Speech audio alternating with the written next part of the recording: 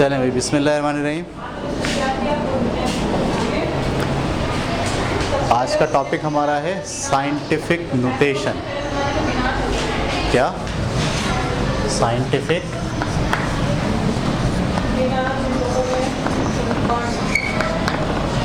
Notation.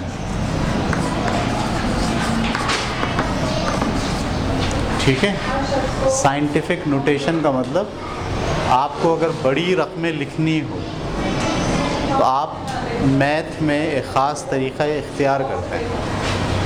मिसाल के ऊपर लिखना हो आपको 3 के साथ इकाई, दहाई, सैकड़ा, हज़ार, 10,000, लाख, 10 लाख, करोड़, 10 करोड़, 10 अरब, 10 करोड़, इतनी बड़ी रकम लिखनी हो तो आप इतनी बड़ी रकम अगर कैलकुलेशन में बार बार लिखेंगे तो क्या होगा? बहुत मुश्किल लगेगा। तो हम इसको साइंटिफिक नोटेशन में लिखते हैं। इसके जितने ज़ीरो हैं 1 2 3 4 5 6 7 8 9 10 11 12 13 14, हम लिखते हैं 3 मल्टीप्लाई बाय 10 की पावर 14। तो ये जो नंबर है ये सिंपल मैथ में लिखा गया है और यही नंबर आपने यहाँ जो लिखा है ये साइंटिफिक नोटेशन में लिखा गया है। ये बात समझ में आ गई आपको? साइंटिफिक नोटेशन क्या होता है? आप 10 की पावर की शक्ल में अगर नंबर को लिख दें तो फिर वो क्या कहलाता है? साइंटिफिक नोटेशन कहलाता है। अच्छा, अब इसमें आपको उसूल याद रखना है। उसूल ये है कि ये जो पॉइंट है ना, ये वाला पॉइंट मैंने यहाँ चलाया है। जब पॉइंट यहाँ चलेगा तो पावर प्लस में होगी और जब पॉइंट यहाँ चलेगा तो पावर माइनस में होगी। ठीक है, मिसाल के तौर पर हमारे पास रकम है 0.00000005, ये रकम। तो अब हम पॉइंट यहाँ चला रहे हैं 1 2 3 4 5 6 और यहाँ ला रहे हैं 7। तो अगर मैं लिखूँ 5, यहाँ आ गया पॉइंट, तो 10 की पावर क्या लिखूँगा? मैंने पॉइंट को यहाँ चलाया है तो यहाँ चलाते तो पावर किस में होती है? माइनस में। कितनी बार चलाया है? 1 2 3 4 5 6 और ये 7। 10 की पावर क्या होगी? माइनस का 7। तो ये आपको याद रखना। अगर आप पॉइंट यहाँ चला रहे हैं तो प्लस होगा और अगर पावर वहाँ चला रहे हैं तो माइनस होगा। अच्छा, इसी को हम यूँ भी लिख सकते हैं कि मैं ये पॉइंट यहाँ ना लाऊं बल्कि ये पॉइंट यहाँ लाऊं।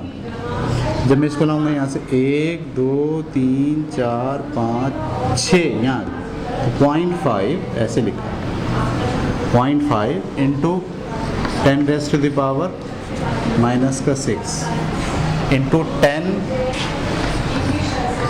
रेज़ टू द पावर, ऐसे ये बोल रहा हूँ 10 रेज़ टू द पावर, ऐसे बोलते हैं इंग्लिश में। 0.5 into 10 raise to the power minus का 6, ऐसे बोला जाएगा। समझ में आया कुछ आपको? अगर पॉइंट को यहाँ बढ़ा रहे हैं आप तो पावर प्लस में जाएगी, 10 की पावर प्लस होती जाएगी। 1 बढ़ाया तो 1 बढ़ जाएगी, 1 बढ़ाया तो 1 बढ़ जाएगी। अब मैं कितनी बार लेकर आया हूँ? ठीक है। अच्छा, एक बात और भी जहन में रखें आप, वो ये कि जब लिखा हुआ है फ़र्ज़ कीजिए 413, इसका पॉइंट यहाँ डला हुआ है या यहाँ डला हुआ है? हमेशा आखिर में डला होता है यहाँ पर। अब मैं इसको देखें किस तरह से लिख सकता हूँ। 4 इंटू 3, पॉइंट मैंने यहीं रखा हुआ है। ज़रा 10 की पावर क्या आएगी? 0। मैंने पॉइंट हिलाया नहीं अपनी जगह, तो 10 की पावर क्या रखी है? अब अगर मैं इसको यहाँ ले आऊँ 141.3, तो मैं यहाँ लाया हूँ ना 1, तो इस पावर में क्या होगा? 1 का इजाफा हो जाएगा, 10 की पावर 1। ये समझ में आ गई बात आपको? अगर मैं ये पॉइंट यहाँ से यहाँ ले आऊँ और लिखूँ 4.13, तो यहाँ 10 की पावर मैंने पॉइंट कितनी बार हिलाया है? 2 बार तो इसमें 2 का इजाफा हो जाएगा, into 10 raise to the power 2। और अगर मैं पॉइंट को 1 2 3 बार हिलाऊँ, 0.413 लिखूँ, तो 10 की पावर कितनी आ जाएगी? प्लस का 3।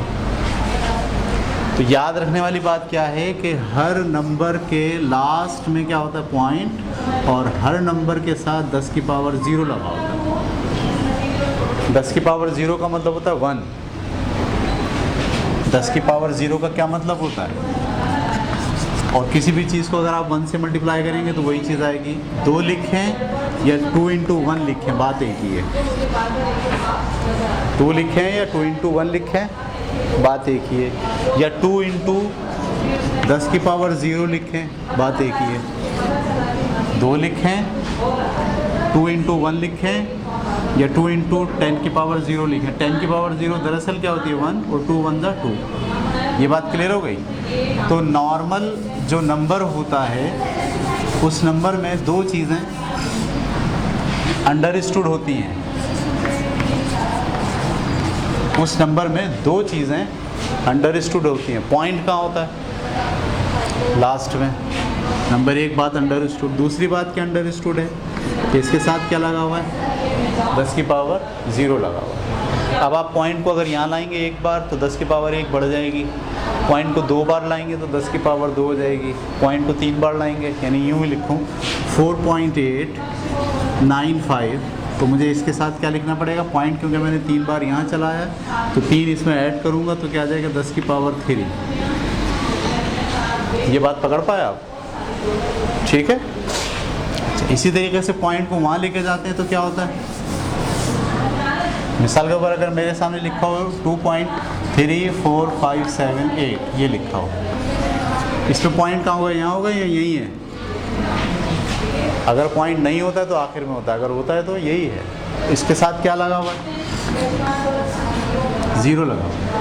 अगर मैं इस पॉइंट को यहाँ ले जाऊँ एक बार और इसको यूँ लिखूँ 23.4578, मैं पॉइंट को कहाँ लेके गया हूँ? एक बार। जब मैं एक बार यहाँ लेके जाता हूँ तो क्या करता हूँ? माइनस, इसमें से एक माइनस करूँगा, क्या आ जाएगा? -1। अगर मैं पॉइंट को फिर यहाँ ले जाऊँ 234.578, तो मैंने पॉइंट को कितनी बार हिला दिया है? 2 बार हिला दिया, तो यहाँ क्या आ जाएगा? 10 की पावर -2।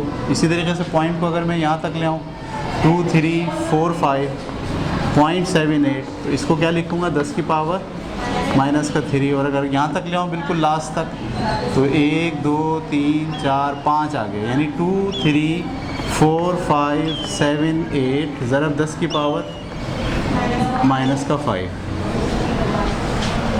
तो ये उसूल आपको समझ में आ गया कि अगर आप लेफ़्ट की तरफ पॉइंट चलाएंगे तो पावर ऐड होगी, और राइट की तरफ अगर पॉइंट चलाएंगे तो पावर माइनस होगी।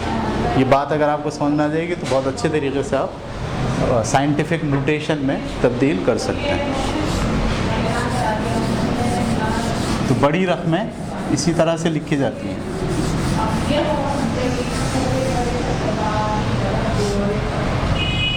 ठीक है। देखो, मैं आपके सामने एक बात रख रहा हूँ, 1 divided by 1 lakh, 1 divided by 1 lakh. इसको हम यूँ भी लिख सकते हैं, एक ऐसे ही, और ये 10 की पावर, इसको क्या लिख दें? 5। और इसको यूँ भी लिख सकते हैं, 10 की पावर 5 को ऊपर ले आओ, 10 की पावर प्लस का 5 से ऊपर जाके किसका हो जाएगा? माइनस का 5। तो ये वाली चीज़, ये वाली चीज़ और ये वाली चीज़ एक ही है। ये नॉर्मल तरीक़े से लिखी गई है और वो साइंटिफिक नोटेशन में लिखी गई है। अच्छा, इसको देखो, अगर आप दूसरे रास्ते से जाते तो ये कह रहे हैं 1 को अंदर लिखो और 1 लाख को कहाँ लिखो? बाहर लिखो। अब 1 लाख से जब इसको तकसीम करेंगे तो पॉइंट लगा के पहले क्या बढ़ा दीजिए? 0। लेकिन अभी इसमें 1 2 3 4 5 6 1 लाख है और ये क्या है? 10 है। 0 लगा के 0, 100 बन गया। 0 लगा के 0, 1000 बन गया। 0 लगा के 0, 10,000 बन गया। 0 लगा के 0 बन गया 1 लाख। 1 लाख एकम 1 लाख।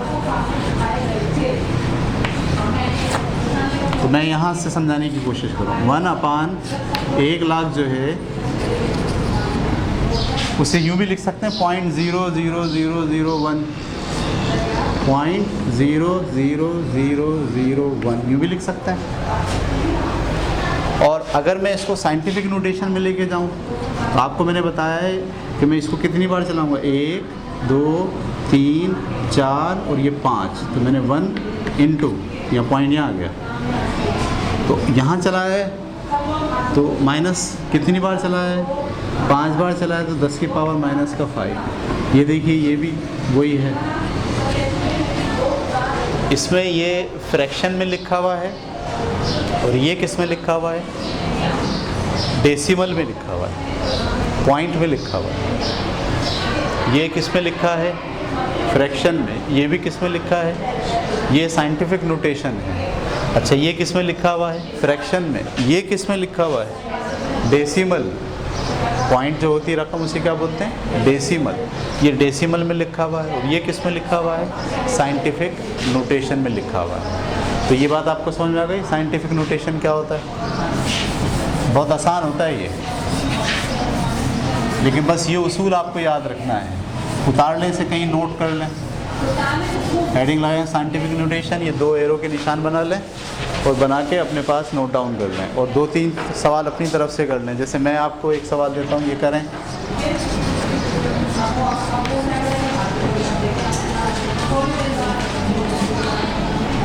इसको साइंटिफिक नोटेशन में तब्दील करें और इसको भी साइंटिफिक नोटेशन में तब्दील करें।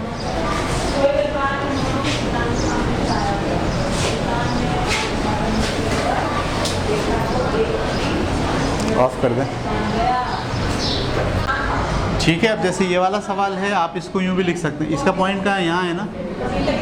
मैं इसको यहाँ तक लाऊंगा, सिर्फ कहाँ तक लाऊंगा, तो मैंने लिखा 34.568 मल्टीप्लाई बाय पॉइंट कितनी बार लाया हूँ, 1 2 3 4 5 बार लाए, तो 10 की पावर क्या आ गई, 5। अच्छा हम पॉइंट के बाद आमतौर पर 2 नंबर लिखते हैं, सिर्फ कितने लिखते हैं, तो मैं ये इसको यूँ भी लिख सकता हूँ 34.56 अप्रोक्सीमेटली, और 10 की पावर क्या आ गया, 5। ऐसे भी लिख सकते हैं इसको, सही है। इसी तरीके से इसको देखें आप, ये जो पॉइंट है मैं इसको यहाँ ला रहा हूँ, 24.5 बना रहा हूँ, तो इसको कैसे लिख सकते हैं हम, 24.5 ज़रब 10 की पावर, पॉइंट कितनी बार चला है, 1 2 3 4 5 6, 10 की पावर माइनस का 6। अच्छा ये ज़रूरी नहीं है कि यहीं तक लेकर आओ, आप यहाँ भी ला सकते हो, 2.45 भी लिख सकते हो, आप यहाँ भी लगा सकते हो, 245 भी लगा सकते हो। तो ये मैंने अपने तौर पर लिखा है। अगर आप पॉइंट 2 बार 3 बार 4 बार चलाएंगे तो ये आपकी मर्ज़ी है। चलें भाई, ये हो गया हमारा टॉपिक ख़त्म साइंटिफिक नोटेशन का। अब हम पढ़ने जा रहे हैं अगला टॉपिक,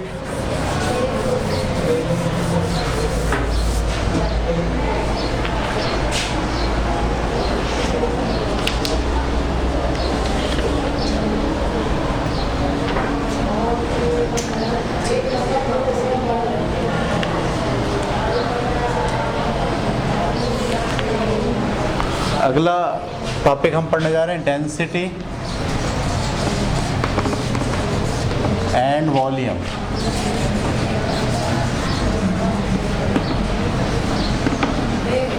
डेंसिटी एंड वॉल्यूम, ठीक है। तो मैं डेंसिटी पढ़ाने से पहले आपको पढ़ाना चाहता हूँ वॉल्यूम। सिर्फ पहले हम पढ़ेंगे वॉल्यूम। इंग्लिश में कहते हैं वॉल्यूम और उर्दू में कहते हैं हजम।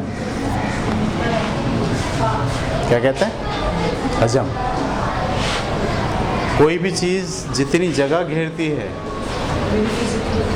लंबाई में, चौड़ाई में और ऊंचाई में,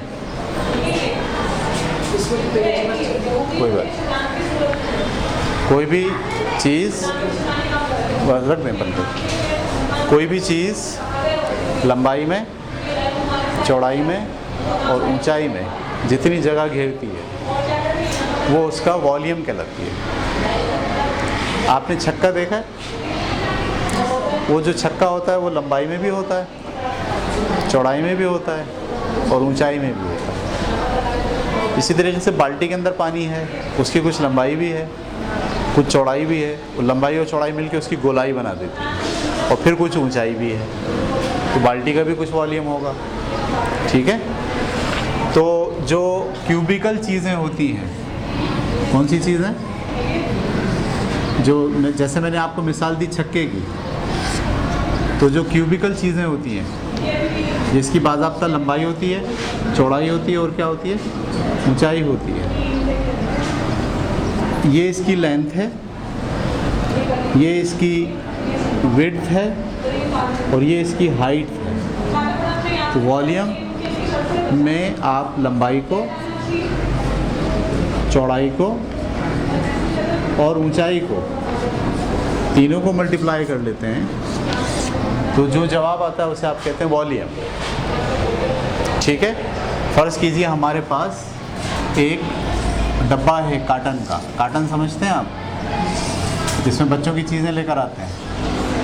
कैंटीन में काटन में आती है बच्चों की चीज़ें, वो ये काटन है आपके पास, ठीक है। तो अब ये इसके अंदर की जो जगह है, काटन के अंदर की जो जगह है वो कितनी जगह है, तो हमें देखना पड़ेगा इसकी लंबाई कितनी है, इसकी चौड़ाई कितनी है और इसकी, फ़र्ज़ कीजिए इसकी लंबाई 20 सेंटीमीटर है, कितनी, चौड़ाई जो है वो 10 सेंटीमीटर है और ऊंचाई भी इसकी 20 सेंटीमीटर है।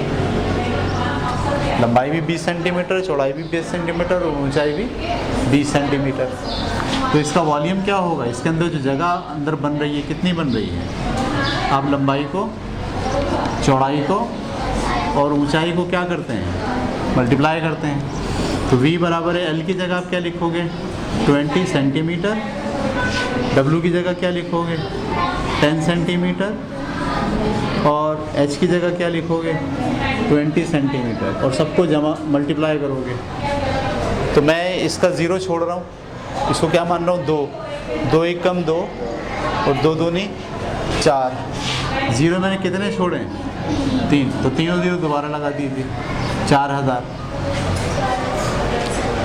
1 सेंटीमीटर ये, 1 सेंटीमीटर ये, 1 सेंटीमीटर ये भी मल्टीप्लाई होके बन जाएंगे सेंटीमीटर क्यूब। तो हम बोलेंगे ये जो डब्बा है काटन का जिसमें कैंटीन की चीज़ें आती हैं बच्चों की, ये 4000 सेंटीमीटर क्यूब है।